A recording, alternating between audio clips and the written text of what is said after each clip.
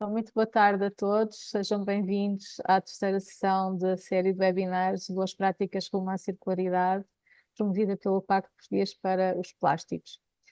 Antes de iniciarmos a sessão e dado que temos connosco entidades que podem não estar muito familiarizadas com a iniciativa, permitam-me só, em algumas palavras, dizer algumas palavras sobre a Associação Smart Waste Portugal e sobre o Pacto Português para os Plásticos.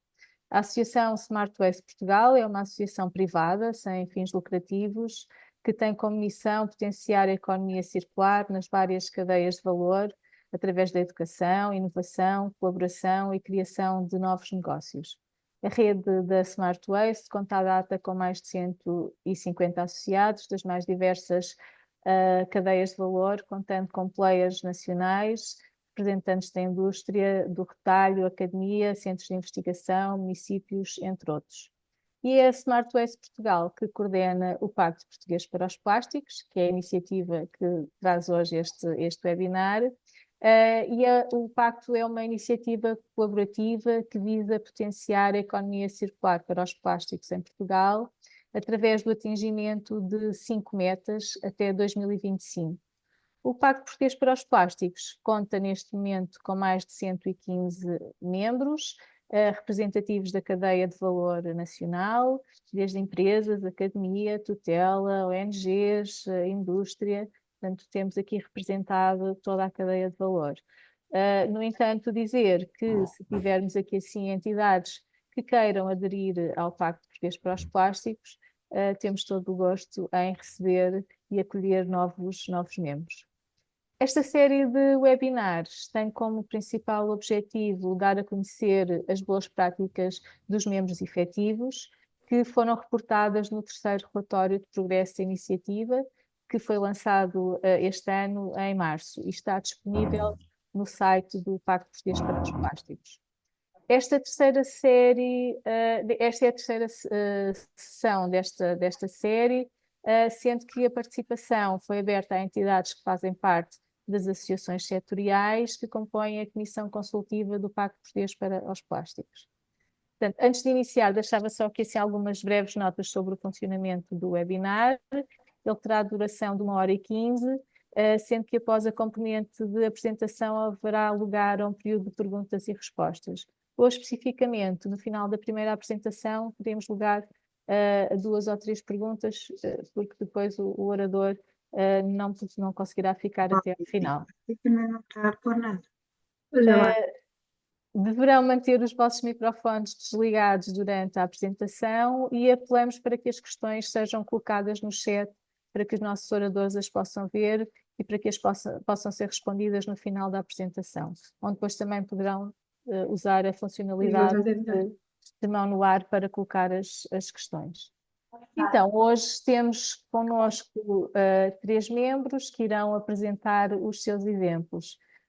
Vamos começar com a Maia Ambiente e da Maia Ambiente agradeço a presença, aliás agradeço a todos a vossa presença e disponibilidade para estarem aqui hoje connosco a apresentarem as boas práticas. Então temos a Helena Lopes, que é responsável pela divisão administrativa e financeira da Maia Ambiente. Depois temos a Vera Silva, que é gestora de projetos ambientais na Jerónimo Martins, e o Carlos Ramalho, que é Sales Manager da United Biopolymers. Mais uma vez agradeço a vossa disponibilidade e vamos então dar início às apresentações. Vamos começar com a Helena da Maia Ambiente. Helena, a tela é tua. Obrigada. Ok. Obrigada, Patrícia, e uma boa tarde a todos. Obrigada ao Pacto Português para os Plásticos pela oportunidade da Maia Ambiente apresentar neste webinar a sua boa prática e que consta do relatório de progresso do Pacto. E, portanto, eu vou começar a compartilhar a tela. Vamos ver se agora isto já funciona um bocadinho melhor. Com uma apresentação que eu preparei para, então, partilhar aquilo que é o nosso novo modelo tarifário e que é um objetivo nacional neste momento. Quando a Maia Ambiente pensou em implementar um modelo tarifário diferente daquele utilizado em todo o país há muitos anos, portanto, ou seja, ainda não era uma obrigatoriedade nacional, neste momento já é, e, portanto, é na perspectiva de atingir metas também nacionais que nós, desde 2018, portanto, a minha função já agora aqui na Maia Ambiente, em acumulação de funções com a responsabilidade pela divisão administrativa e financeira, é coordenar a equipa multidisciplinar de implementação deste projeto. Portanto, com um trabalho muito mais exaustivo que aconteceu a partir de 2018, mais ou menos, até 2021-22, quando lançámos a primeira fase do modelo ao público e à população, e, portanto, foi um trabalho de convergência de uma equipa multidisciplinar dentro da empresa e também com stakeholders e parceiros e fornecedores externos, que permitiu criar as condições para que isto se concretizasse. Portanto, falando então agora um bocadinho do novo modelo tarifário, portanto, aqui está a nossa partilha no relatório de progresso do Pacto, portanto, com as principais ideias do projeto, muito sucintas. Eu também vou ser relativamente sucinta e depois fico, obviamente, disposta à disposição para algumas questões e também, fora deste encontro agora, a Maia Ambiente está sempre disponível para partilha de conhecimento, na perspectiva de também nos enriquecermos a nós e podermos partilhar aquilo que já foi a nossa experiência com outros. Portanto, o Reciclo Mais Pague Menos é o tal novo modelo tarifário, conhecido vulgarmente por Pay as you Throw, portanto é um sistema PAYT, em que a tarifa do Serviço de Gestão de Resíduos passa a ser indexada à produção de resíduos indiferenciados e, portanto, nós quisemos batizar este modelo de Reciclo Mais Pague Menos, porque, na realidade, quanto mais nós separarmos para a reciclagem, menos pagamos de tarifa, uma vez que ela está indexada ao lixo indiferenciado, e, por outro lado, porque o PAYT, ao fim e ao cabo, é um acrónimo de uma expressão não portuguesa, inglesa neste caso, e nós quisemos, portanto, aproximar a designação do projeto e do modelo à nossa nacionalidade. Então, e qual é a importância de ter este novo modelo tarifário? A importância é porque a atual forma de calcular a tal tarifa que todos os cidadãos pagam pela prestação do serviço de gestão de resíduos urbanos é indexada ao consumo de água e, portanto, nós consideramos que este modelo é um modelo desajustado, porque não mede efetivamente o comportamento que o cidadão face à gestão dos seus resíduos. Podemos ter famílias, cidadãos, agregados familiares que consomem muita água por uma necessidade inerente até à sua estrutura e à sua dimensão, mas que na realidade têm um comportamento bastante adequado quanto à gestão dos seus resíduos, até separam os materiais todos para a reciclagem, se calhar até fazem compostagem, reduzem ao máximo as compras e quando vão aos supermercados já optam por fazer compras mais sustentáveis, com um pouco super embalamento, levam os seus próprios sacos para fazer o transporte da fruta ou o que seja. Portanto, todas essas ações que um cidadão promove para melhor gerir os resíduos não estão refletidos naquilo que é o que ele paga pelo lixo que produz, se continuar a pagar a tarifa indexada ao consumo de água. E, portanto, passamos para um modelo mais justo, nesta perspectiva, e um modelo mais motivador, porque realmente a possibilidade do cidadão pagar uma tarifa menor, quanto mais separar, motiva a separação dos materiais com potencial para a reciclagem, e, portanto, é isso que todos nós queremos, é minimizar o lixo indiferenciado, potenciar a valorização dos materiais com capacidade para reciclagem e, assim, reintegrá-los em novos ciclos de vida e, portanto, ter sempre a visão do resíduo como matéria-prima e potencial para entrar novamente no ciclo produtivo. Efetivamente, e como a DECO diz numa campanha já de alguns anos, lixo não é água. E vamos lá então começar a medir o lixo, os resíduos indiferenciados, os que já não têm mesmo qualquer capacidade neste momento de serem valorizados, e pagar uma tarifa de gestão do serviço de resíduos indexada ou em função desta nova variável. Portanto, se anteriormente ao PEIT, ou R mais P menos, nós tínhamos pura e simplesmente uma transferência do consumo de água para o volume de dinheiro que pagávamos pela nossa tarifa, agora nós temos sim a possibilidade de fazer variar este valor conforme o número de contentores que temos, a quantidade de resíduos que temos produzido na nossa habitação.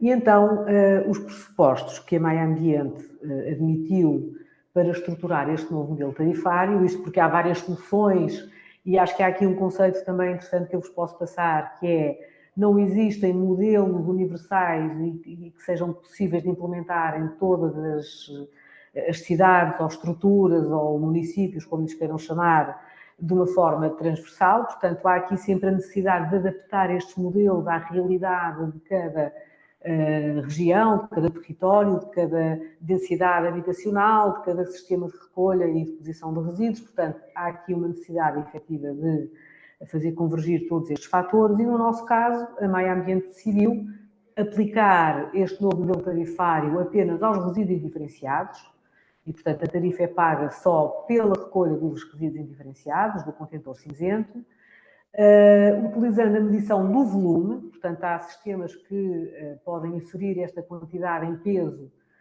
Nós decidimos fazê-lo em volume, não só por questões financeiras, mas também por questões operacionais e em termos de manutenção do sistema. É um sistema mais ágil e mais fácil de manter. E porque também já tínhamos instalado no concelho todo o chamado Ecoponto em Casa, portanto um projeto que nós desenvolvemos em 2012 com a distribuição de um conjunto de 4 contentores em todas as habitações do município, portanto um para o indiferenciado e 3 para o trifluxo seletivo, papel e cartão, embalagens e vidro, que neste momento estamos a alargar para a recolha de alimentares e de resíduos verdes, portanto estamos numa fase de alargamento também da recolha dos biorresíduos. Portanto, se há colegas aqui, com certeza, de outros municípios estão também nesta senda e a fazer face a este novo desafio. Portanto, decidimos pela medição do volume.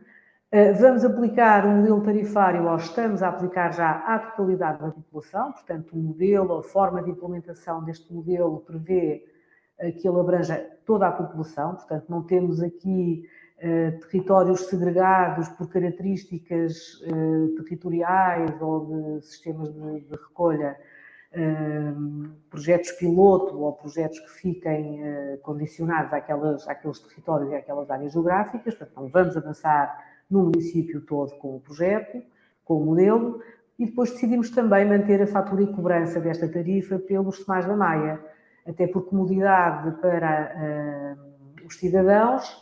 Esta alteração permitiu que eles mantivessem toda a sua estrutura, todo o seu perfil de cliente nos SEMAs da Maia, que converge também para a Maia Ambiente. Portanto, temos uma base de dados de cliente que é comum às duas entidades e, portanto, as pessoas mantêm a morada, a designação, se têm débito em conta se aderiram à fatura eletrónica, mantêm. Portanto, não têm que fazer nada para se adaptar a este novo modelo. Em termos da tarifa em si, e portanto, e só passando aqui também muito no geral, o que é que nós temos? Temos, como devem saber, uma entidade reguladora, que é a ERSAR, que define a estrutura tarifária do Serviço de Gestão de Resíduos Urbanos e, portanto, todas estas componentes estão devidamente regulamentadas e é permitido, no âmbito da regulamentação da ERSAR, que esta tarifa seja indexada ao consumo de água ou à produção de resíduos. O que é que nós temos aqui? A fórmula em si. Portanto, temos a tarifa do Serviço de Gestão de Resíduos Urbanos, que depende do número de dias em que o serviço está disponível, depende da quantidade de resíduos indiferenciados, no nosso caso, em litros, e depois tem ainda uma componente que é a taxa de gestão de resíduos, a TGR, que depende também da quantidade de resíduos produzidos. No nosso caso, como ainda temos clientes no sistema Reciclo Mais, Pague Menos e outros já com esta nova tarifa há cerca de um ano, temos que ter um tarifário duplo, ou seja, continuamos a manter ainda um tarifário indexado ao consumo de água e temos já um novo tarifário indexado à produção de resíduos. Portanto, temos aqui a manutenção dos dois tarifários até que a cobertura do R+P- seja total. Neste momento ela ronda cerca de 40%. Em termos operacionais, como é que isto é possível? Portanto, todos os nossos contentores têm um código e o código do contentor caracteriza o próprio contentor, portanto, qual é a sua capacidade, qual é que é o fluxo que ele recolhe, ou seja, no qual são depositados os resíduos, portanto, que tipo de resíduos são depositados nesse contentor. E depois este código relaciona-o com o edifício em que se encontra. Se encontra num compartimento do edifício ou numa moradia unifamiliar. Estes contentores depois têm também um identificador eletrónico que permite monitorizar as recolhas do contentor.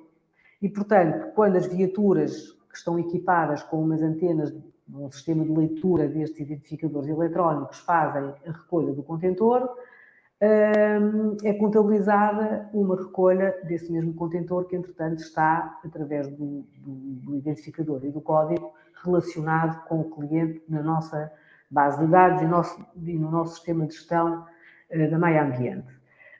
E, portanto, a partir desse momento, a informação é processada, é calculado, é determinado, portanto, durante o tal período de dias em que o serviço esteve disponível, que corresponde ao período de faturação também dos SMAs, portanto, porque a fatura é única.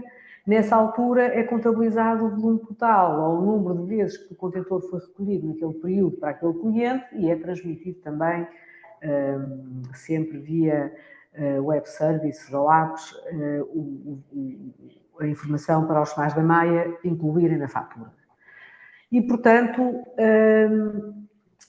este sistema permite aos utilizadores reduzir o valor da tarifa a pagar, então minimizando a produção de resíduos, adotando uma cultura de compras sustentáveis, como eu já referi, por um lado. Depois, por poderem separar na origem os materiais destinados à reciclagem, e portanto isto aqui é muito importante, uma vez que a qualidade dos materiais depois jusante implica que, portanto, os rejeitados nos centros de triagem, por exemplo, sejam de muito menor escala, portanto, e haja um aproveitamento muito maior dos materiais para a reciclagem. E, finalmente, colocar no contentor de resíduos indiferenciados apenas o que já não pode ser reciclado e aproveitar ao máximo a sua capacidade. Portanto, quanto mais cheio tiver o contentor, mais otimizado é a sua capacidade, portanto, e menos vezes tem que ser colocada à recolha e contabilizada à recolha para calcular a tarifa. Eu trago-vos aqui um exemplo da fatura da água, portanto, eu acho que a fatura da água dos SMAs ou das águas das empresas de água ou dos setores empresariais de abastecimento de água são mais ou menos semelhantes, portanto, têm um campo para a tarifa da água, um para o saneamento e um para os resíduos. No campo dos resíduos, a única diferença é que na zona em que tenho a tarifa variável, portanto, que é indexada ao consumo de água ou à produção de resíduos. Quando é ao consumo de água, eu aqui tenho metros cúbicos de água. Aqui, neste caso, eu tenho litros de resíduos que eu recolhi ou que foram produzidos naquele cliente. E, portanto, assim sendo, este cliente tem uma recolha de um contentor de 140 litros no dia 28/2, ou no período desculpem, exatamente no dia 28/2, e, portanto, é o que vai contabilizar com o valor unitário do litro de lixo indiferenciado.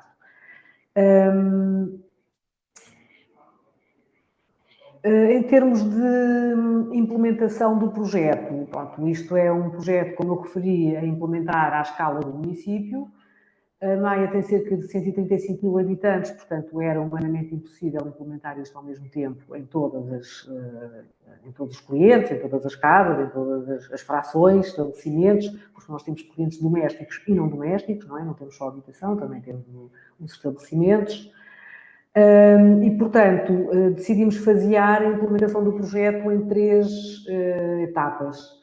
A primeira etapa, e portanto fizemos este faseamento de acordo com a tipologia da habitação que temos e o sistema de recolha. E, portanto, temos basicamente 3 tipologias de edificado com os correspondentes sistemas de recolha, e eles são edifícios de habitação unifamiliar ou de estabelecimentos de uso individual, em que há um contentor ou um conjunto de contentores que são de utilização exclusiva para quem ocupa aquela fração, aquela casa, aquele estabelecimento, o que quer que seja. Temos depois os prédios em altura que têm um compartimento no seu interior para armazenar os contentores de utilização coletiva, portanto, todos os utilizadores que partilham aquele edifício, quer sejam domésticos, quer sejam não domésticos, partilham também aquele conjunto de contentores que existe no edifício. E depois temos uma última tipologia que é, igualmente, edifícios em altura, com as mesmas características do anterior, mas sem compartimento para armazenar os contentores. Porque são edifícios mais antigos, que já existiam à data da publicação de um regulamento municipal que obrigou a que todos os novos edifícios tivessem este compartimento. E, portanto, esta tipologia de edifício tem ainda a chamada recolha de proximidade, e será a terceira fase. Dado isto, a primeira fase está concluída, portanto, abrange cerca de 24 mil clientes que têm contentores para uso individual. Neste momento, todos estes clientes já têm uma nova tarifa do Serviço de Gestão de Resíduos, calculada a partir dos resíduos que são recolhidos nessas habitações e estabelecimentos.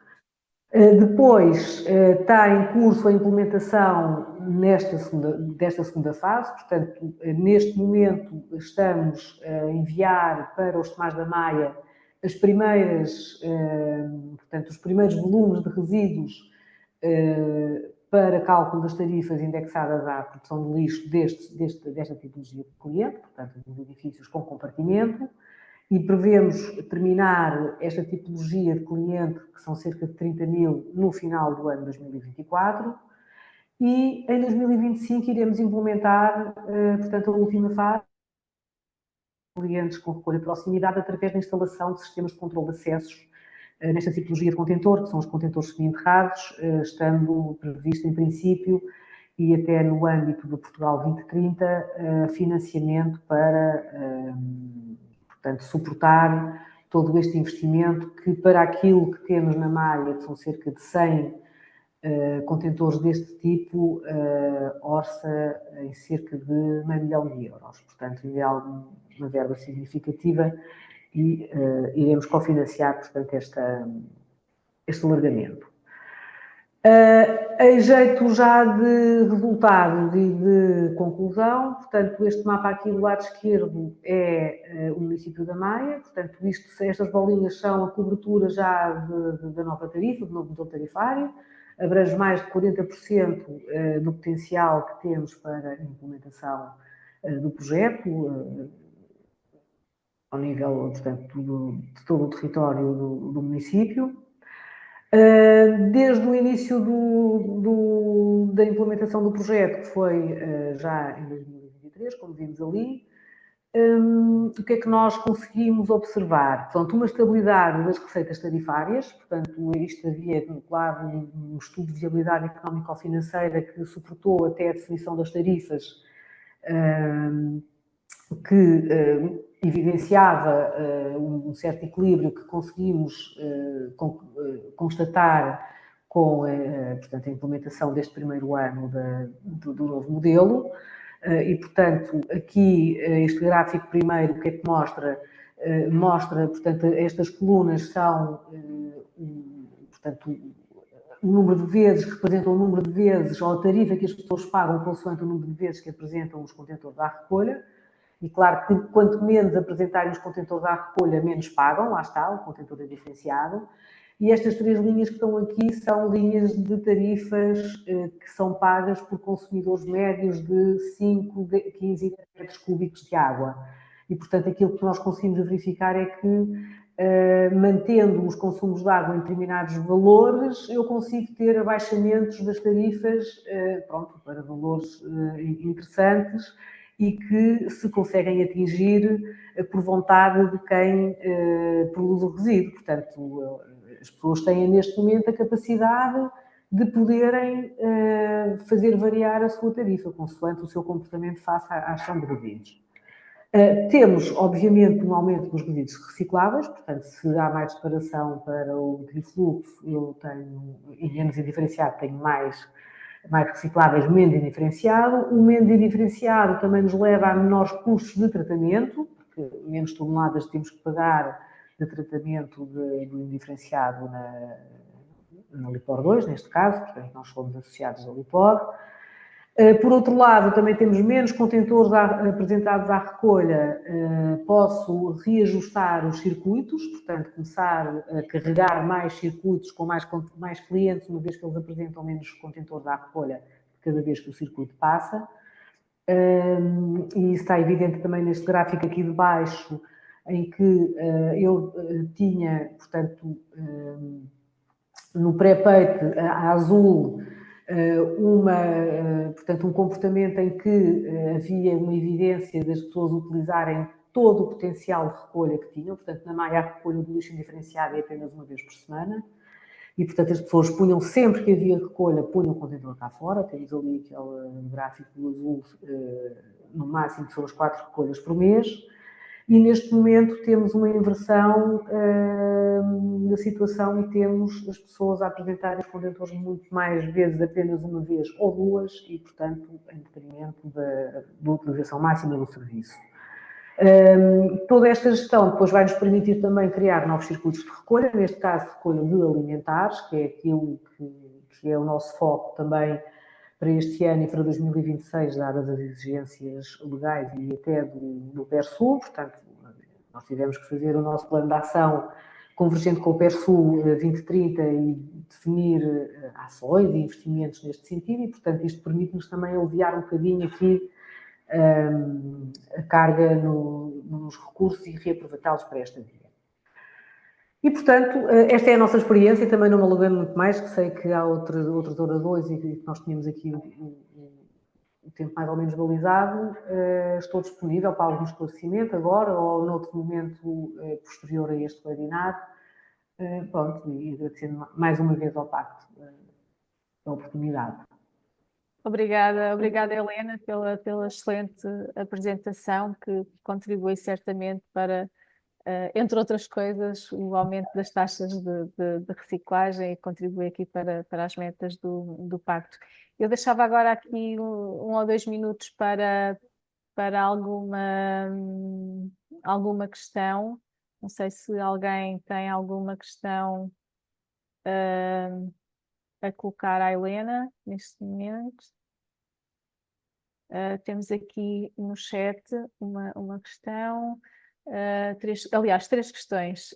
Primeiro, com o peito já avaliaram se existem mais depósitos de resíduos no meio ambiente em espaços não autorizados ou queima? Segunda questão, no caso de habitações multifamiliares, o valor é contabilizado pelo resíduo de todos e não por apartamento, certo? Terceira questão, tem validade se existem mais contaminantes agora nos contentores de resíduos seletivos? Helena. Ok, muito bem, obrigado pelas questões. Relativamente aos depósitos e aos sacos fora daquilo que são os contentores, nós não temos verificado uma alteração significativa.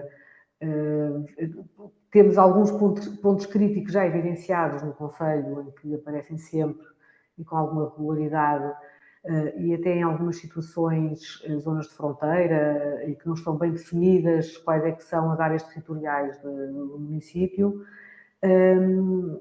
e estamos atentos e a combater, portanto, a questão. O que é que nós fazemos para tentar minimizar um pouco esta situação e, de alguma forma, prevenir e ir, de alguma forma, pedagogicamente ultrapassando a questão.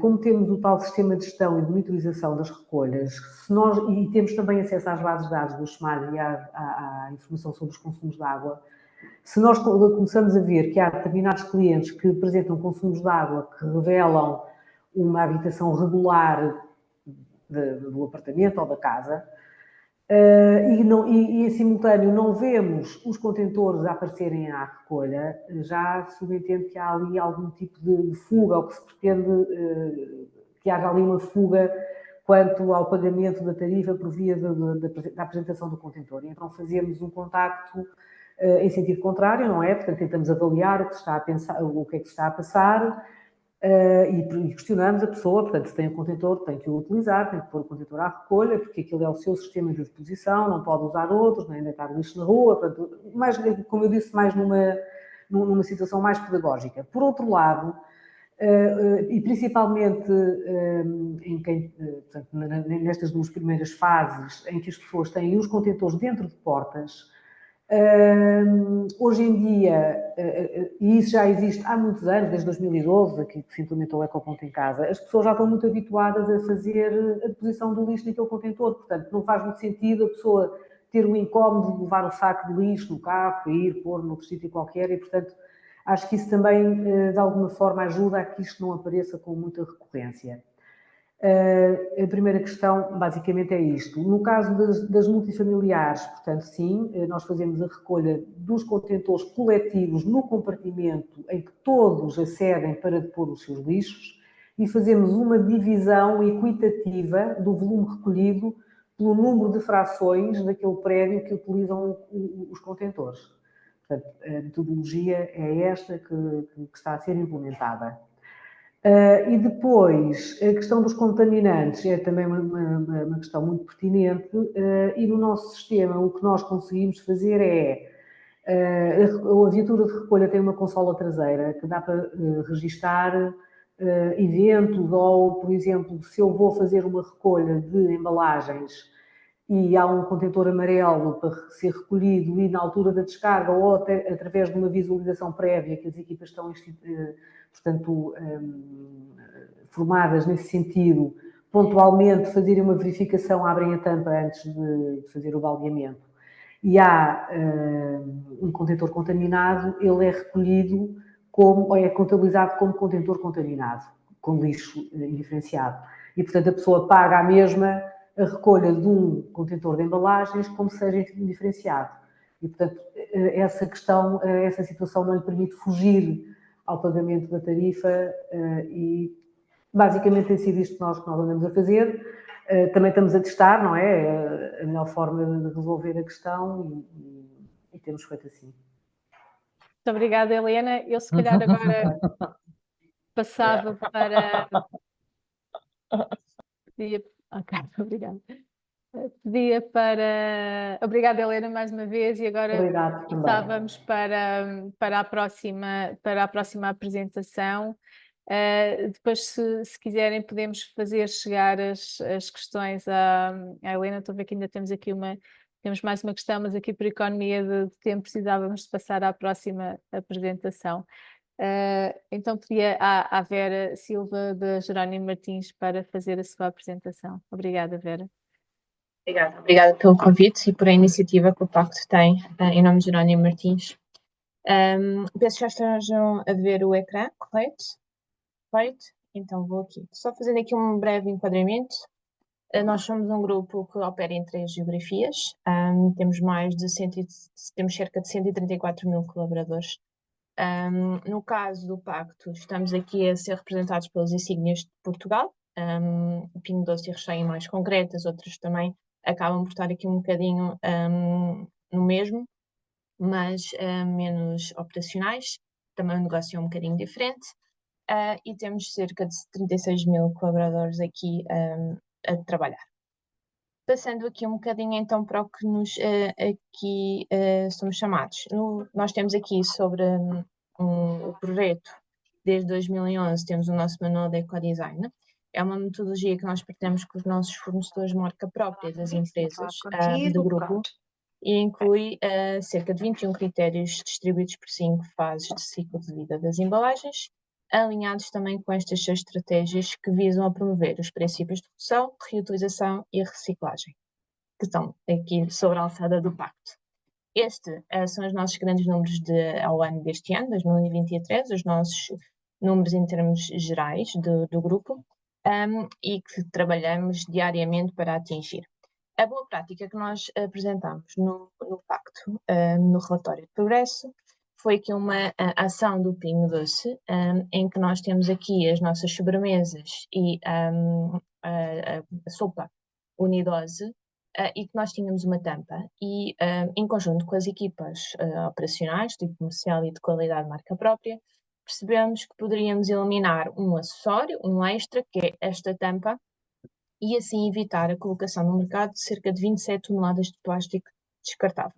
Esta ação permitiu também aqui uma poupança no material, não é? E também aqui uma mais-valia, porque assim é menos um item que era considerado desnecessário nesta referência que colocamos no mercado.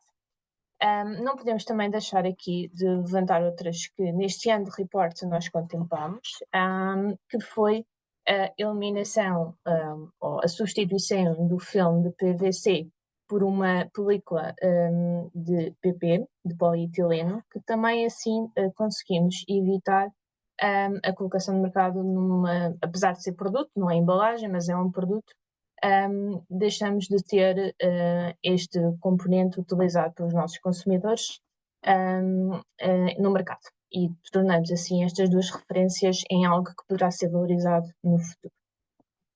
Também neste âmbito deste relatório, também consideramos aqui na parte da reutilização duas iniciativas que o Pingo Doce desenvolveu, ou seja, passámos a disponibilizar os eco-mesh bags para o cliente poder levar e também para promover uma ação que nós iniciámos de poder usar em todas as secções as caixas reutilizáveis dos clientes. Qualquer cliente pode levar a sua caixa de casa, mas imaginemos que esse cliente esquece, poderá adquirir aqui uma caixa para ser utilizado e evitar assim o uso de consumo de embalagens descartáveis.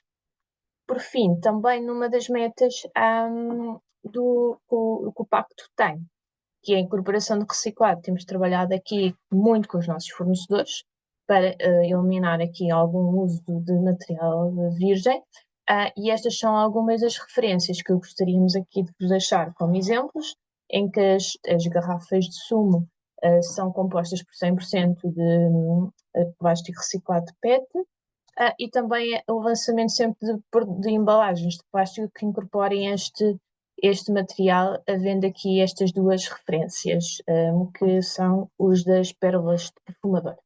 É importante também só aqui deixar que tentamos sempre comunicar ao nosso cliente estas alterações que fazemos e que exigem algum trabalho, ou exigem muito trabalho interno, através do nosso símbolo do ecodesign. Poderão ver aqui no cantinho, eu podia ter posto aqui na apresentação em tamanho maior e não coloquei, mas aqui passamos sempre a mensagem ao nosso cliente da iniciativa que fizemos e também é uma forma de sensibilizar para este tema. E pronto, basicamente era isto. Obrigada Vera, aqui pelos excelentes exemplos referentes não só à meta que foi partilhada no relatório, e muito interessante em termos da redução portanto, da quantidade de plástico utilizada, mas também às outras metas aos outros exemplos que vão de encontro às outras metas do pacto. Eu agora, se calhar, passava ao Carlos Ramalho, da United Biopolymers, para fazer a sua apresentação, e depois no final fazíamos mais uma ronda de questões. Carlos, muito obrigada. Olá, boa tarde. Só partilhar aqui a tela.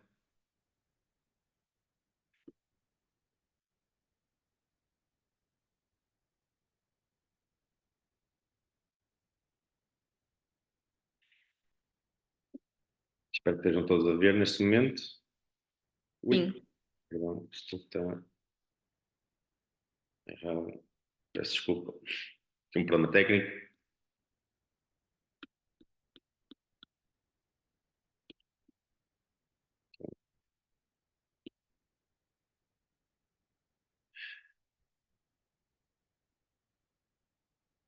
Agora sim.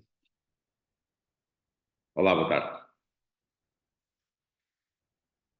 Antes de mais, obrigado pelo convite e espero que seja uma boa apresentação, elucidativa para todos. Eu vou começar a falar um pouco sobre o United Biopolymers. Alguns conhecem, outros não. É uma empresa portuguesa, situada na Figueira da Foz, foi fundada em 2015 e que tem como principal objetivo a investigação, desenvolvimento e produção de materiais compostáveis. Neste momento, a nossa tecnologia assenta na tecnologia de amido e da modificação do amido com outros copolímeros e tem como objetivo ser utilizado principalmente na extrusão de filmes flexíveis.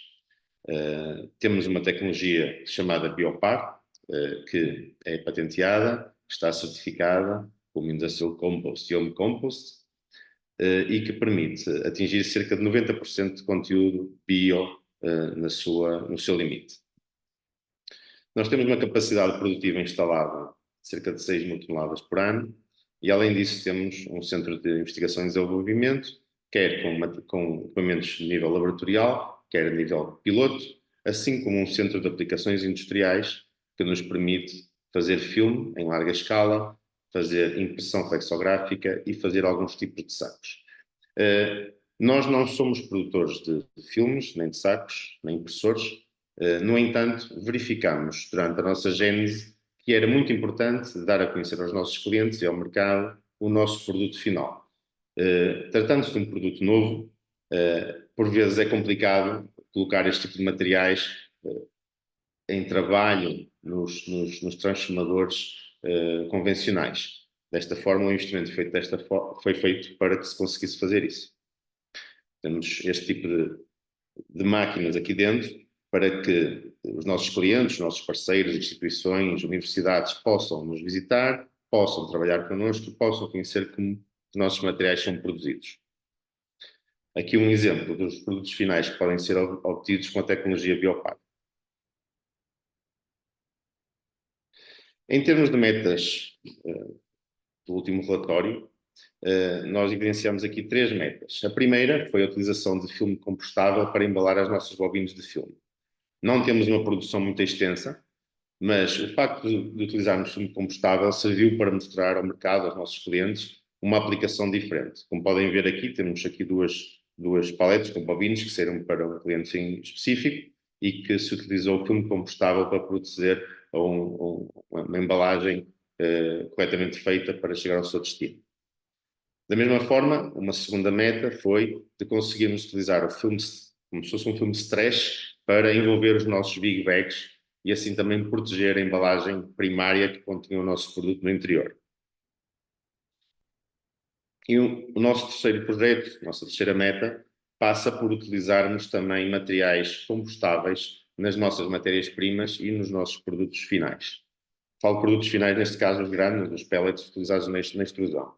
No caso das matérias-primas é complicado, porque os fornecedores que temos não querem ou não têm como objetivo a utilização de materiais compostáveis, e isso é perfeitamente normal dentro da indústria, como sabem. No entanto, a nossa solução será partir para a utilização e compra de materiais que possam vir em granel, quer na sua forma sólida, quer na sua forma líquida, dependendo da matéria-prima. No caso do produto final, neste momento nós temos 2 tipos de embalagem, no qual falo de sacos, uma embalagem que é à volta de um filme de polietileno e de alumínio, e depois uma embalagem que é feita a partir de papel e com um liner de polietileno. A nossa ideia é conseguir substituir isto de alguma forma, tentar pesquisar soluções para este efeito. No caso dos sacos de alumínio e de filme de alumínio e de polietileno é mais complicado, no caso do papel já é mais execuível. É dessa forma que temos de trabalhar em diversos projetos nacionais e internacionais para conseguir atingir esse tipo de objetivo. Por exemplo, no projeto B2 Solutions, o principal objetivo era conseguir ter um biofilme, um filme compostável, que pudesse ser colocado em conjunto com papel, fazer um coating e assim ter um produto final em que permitisse ter propriedades aceitáveis para certo tipo de aplicações, entre os quais este tipo de embalagens ou outros. O DD Bioresin foi um projeto em que tivemos a procura de materiais naturais para serem utilizados como materiais compostáveis e o Bioeconomy utilizar materiais de origem marinha para a construção de novos bioplásticos. Eu falo nisto porque nós consideramos que compostabilidade é circularidade, ou seja, é uma forma, é um meio que existe, que está disponível, de podermos substituir alguns materiais por outros materiais novos, que não existiam ou que já existiam e não eram considerados. No nosso caso, a nossa tecnologia passou por diversos testes, diversas certificações, principalmente, como sabem, a obrigatoriedade para isso é passarem nos testes laboratoriais. Os nossos foram feitos na AWS e tivemos excelentes resultados. Mas, como uma coisa é aquilo que é feito no laboratório, aquilo que é real, nós partimos um bocado para testar como aconteciam as coisas na realidade. Primeiro começamos a fazer uns testes um bocadinho mais críticos, vamos dizer assim, com sacos mais grossos, 80 micras, que não se utiliza muito no mercado, e vimos que a degradação acontecia. Depois melhorámos um bocado esse estudo, fizemos uma construção de um compostor, aí colocámos um filme de 25 micra e onde fomos adicionando resíduos em cima. Ao longo do tempo fomos vendo a deterioração dos mesmos. E após cerca de 3 meses verificámos que ficava apenas uma pequena quantidade ainda visível e que poderia ser identificada. Nós entendemos que o sistema que existe hoje implementado é um sistema diferente, é um sistema mais rápido. Entendemos que estes materiais podem não cumprir com as expectativas. Por exemplo, isso é um dos fatores que nos leva a outro tipo de interações com outras empresas que têm outros projetos, como por exemplo o projeto Better Plastics, em que nós fornecemos material para teste de forma a se conseguir terem aceleradores que possam promover a desintegração deste material dentro daquilo que os processadores destes resíduos entendem como sendo execuível para o fim de vida dos mesmos. E nós vemos isto como uma mais-valia para todo um sistema. Os materiais compostáveis não são a solução para tudo, não são os materiais compostáveis que vão trazer situações, tecnologias que vão substituir os plásticos convencionais, mas podem ajudar a diminuir certo tipo de situações, como estas que estamos aqui a referir neste caso. Recentemente, uma apresentação da Tomra foi percebido que existem identificadores, existem máquinas que podem identificar estes materiais de origem compostável, de origem bio, por assim dizer, e por tal, parece-nos que neste momento, além de reutilizar, reduzir, redesenhar e reciclar, também se faz ser necessário repensar, reinventar e reinvestir. Isto poderá ser uma forma de se conseguir melhorar um pouco esta circularidade que todos buscamos. Muito obrigado. Muito obrigada, Carlos, aqui com o tema da compostabilidade, que é sempre um tema que traz aqui normalmente alguma discussão. E eu abria agora aqui assim à plateia a colocação de questões, tanto à Vera como ao Carlos. Portanto, a Helena já teve que se ausentar, mas deixo aqui, portanto, aberto a quem quiser colocar alguma questão, ou no chat, ou pelo levantar a mão, pela ferramenta de levantar a mão.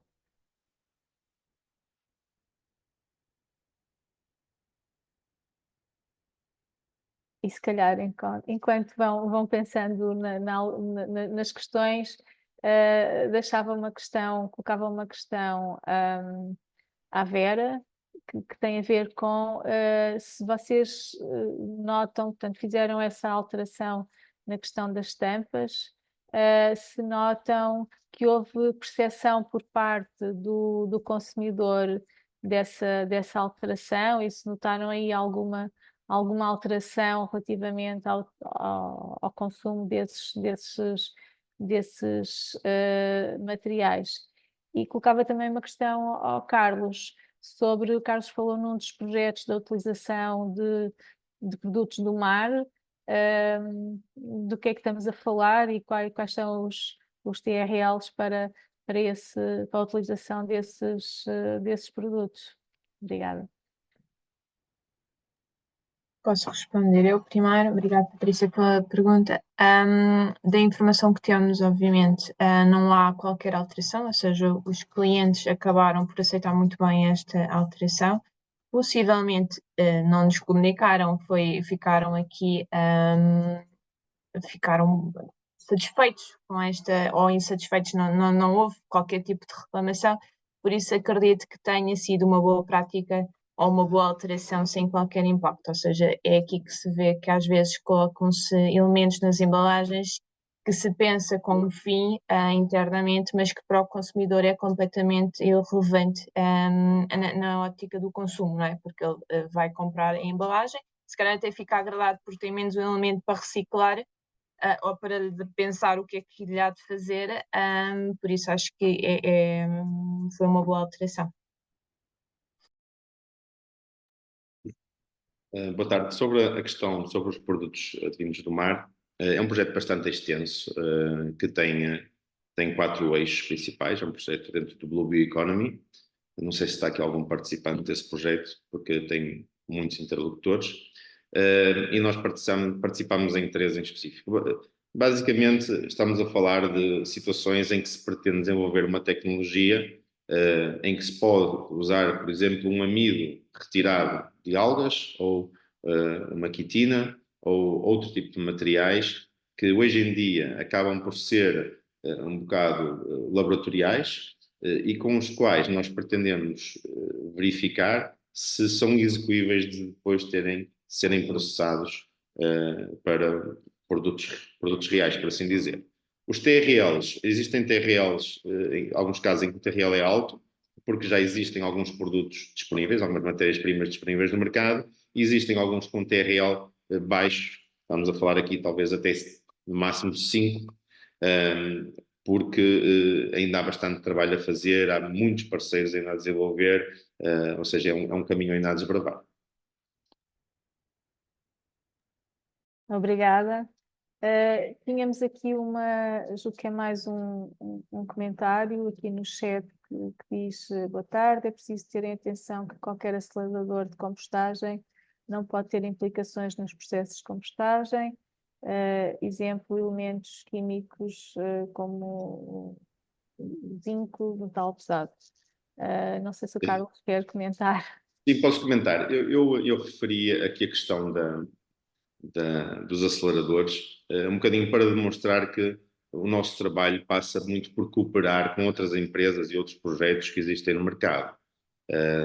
A nossa postura não é de ficar isolada, mas sim de ser o máximo participativo possível.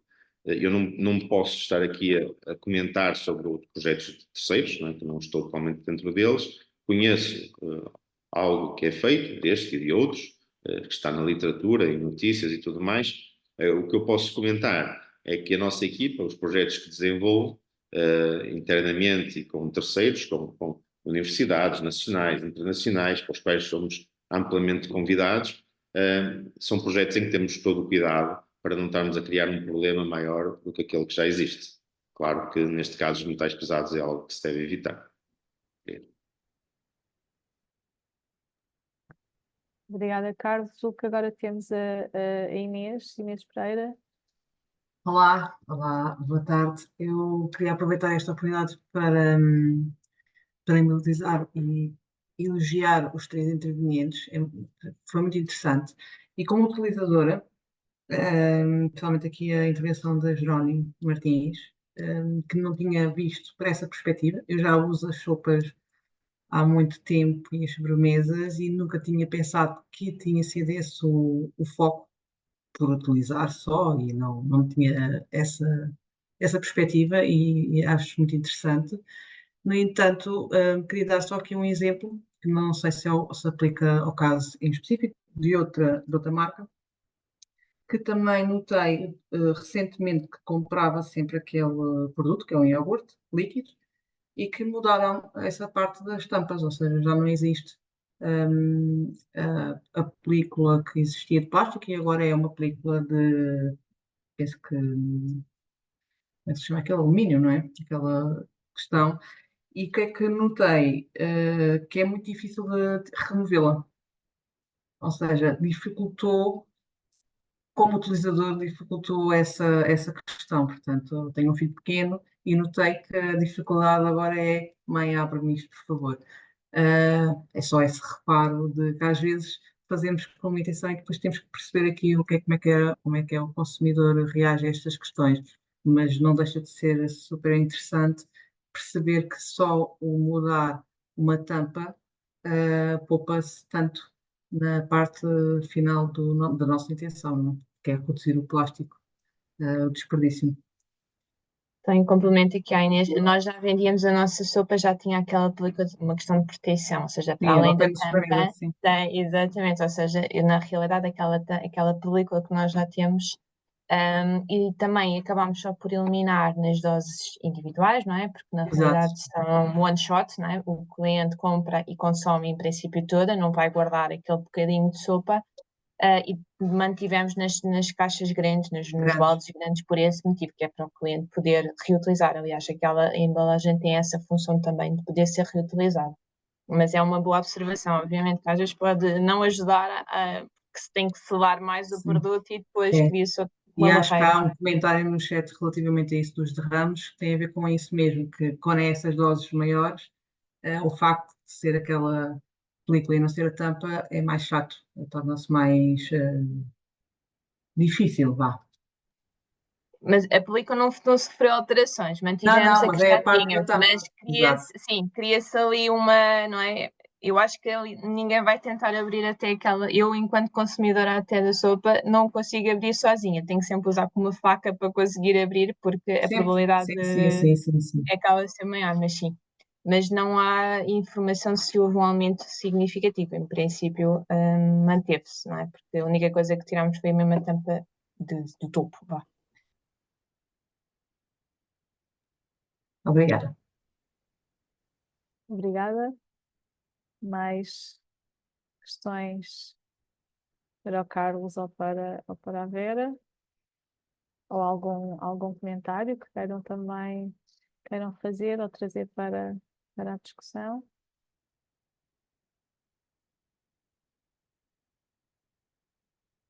Eu não consigo ver aqui todo.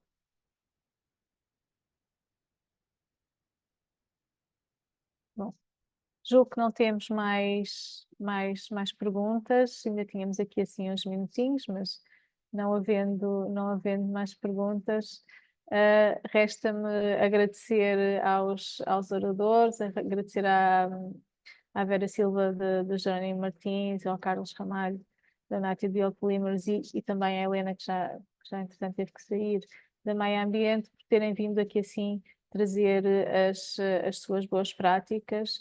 É sempre importante esta partilha e esta explicação sobre as boas práticas com os membros e neste caso, neste tipo de webinar, não só com os membros, também aqui assim com outros elementos, que deixo aqui assim também o repto se acham estes temas interessantes e se também têm estas metas e estes interesses nas vossas organizações ou nas vossas empresas, considerem a possibilidade de se juntarem ao Pacto Português para os Plásticos, que estamos cá para continuar a discutir estes temas e a trabalhar para alcançar as metas que temos para 2025, numa perspectiva de uma economia circular para os plásticos em Portugal.